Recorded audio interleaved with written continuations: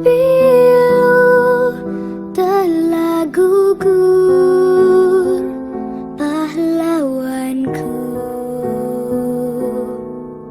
Betapa hatiku tak akan sedih, hamba ditinggal sendiri.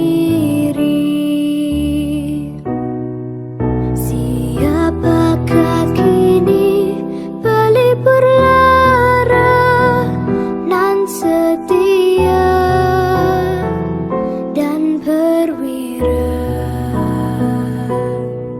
Siapakah kini pahlawan hati, pembela bangsa sejati? Telah gugur pahlawanku, tunai sudah janji bakti.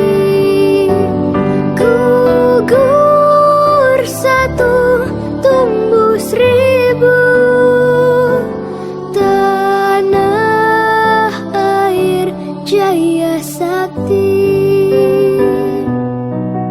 Gugur bungaku di taman bakti, di hari Baan Pertiwi. Harum semerbak menambahkan sari, tanah air jaya sakti. Telah gugur pahlawanku, tunai sudah janji bakti. Gugur satu, tumbuh seribu, tanah air jaya sakti.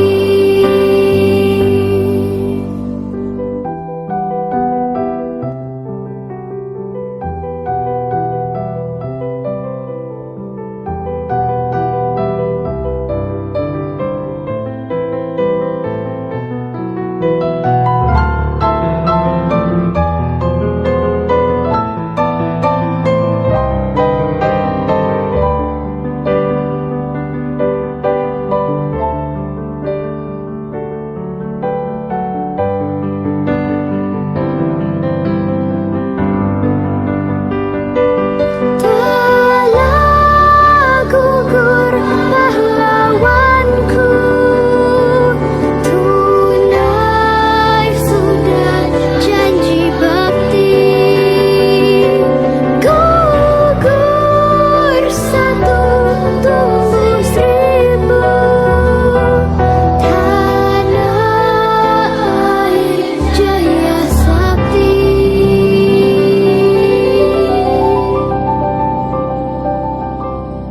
Tanah air jaya sakti.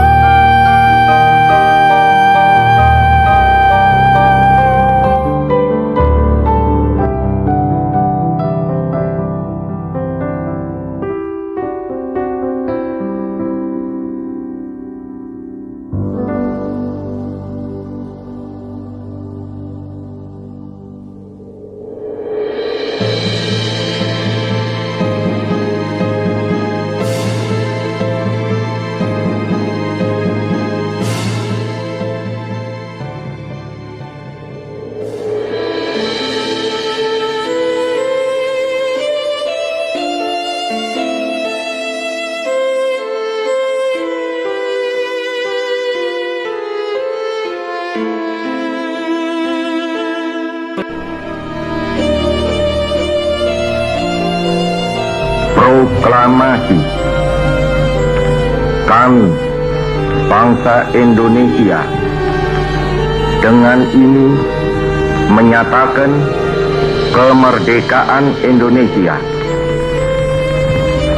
Hal-hal yang mengenai pemindahan kekuasaan dan lain-lain diselenggarakan dengan cara saksama dan dalam tempo yang sesingkat-singkatnya. Jakarta, 17 Agustus 1945, atas nama bangsa Indonesia, Soekarno-Hatta.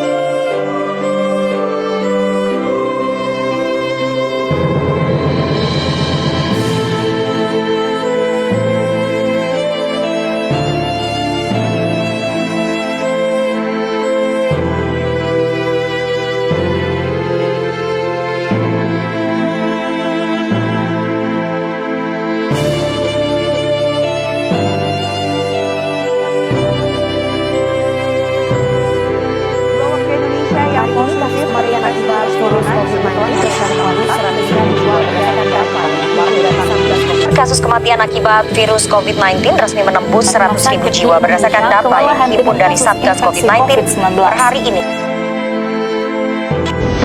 Ini kisah para pejabat yang merendahkan dirinya, yang menghamba harta benda dan menjadikan negara dan rakyat sebagai sapi perah belaka.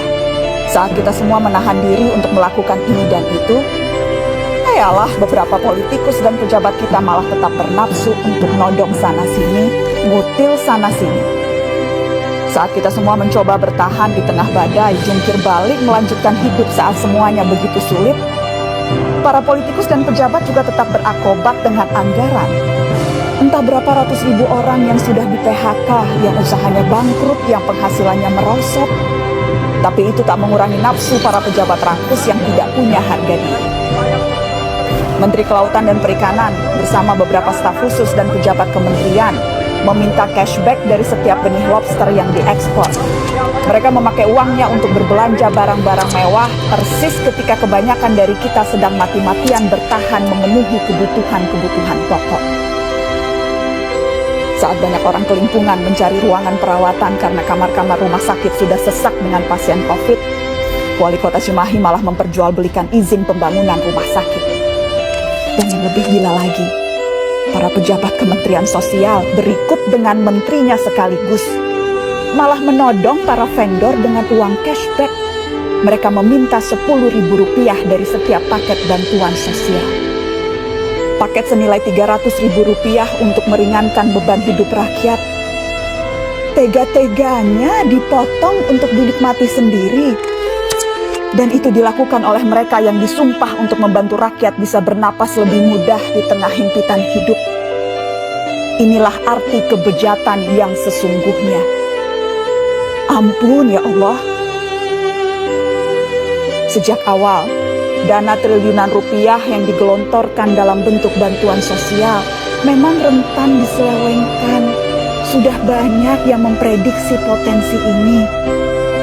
Mungkin memang kita tidak kaget, tapi bukan berarti kita harus maklum, bukan berarti kita tidak boleh marah. Kasus-kasus korupsi di tengah pandemi membuktikan kompas moral para politikus dan pejabat kita memang sedang berada di titik terendah.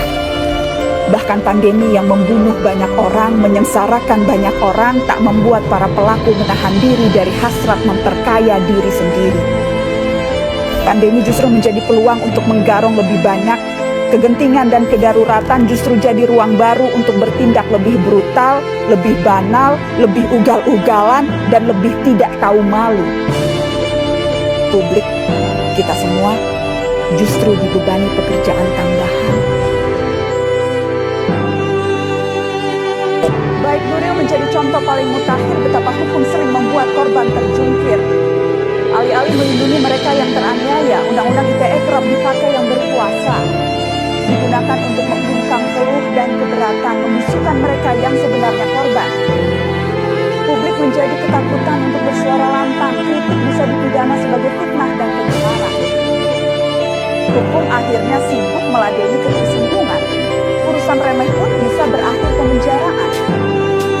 Inilah produk hukum pasca reformasi paling jahil, pasal karet yang membuat penegakan hukum menjadi kecil.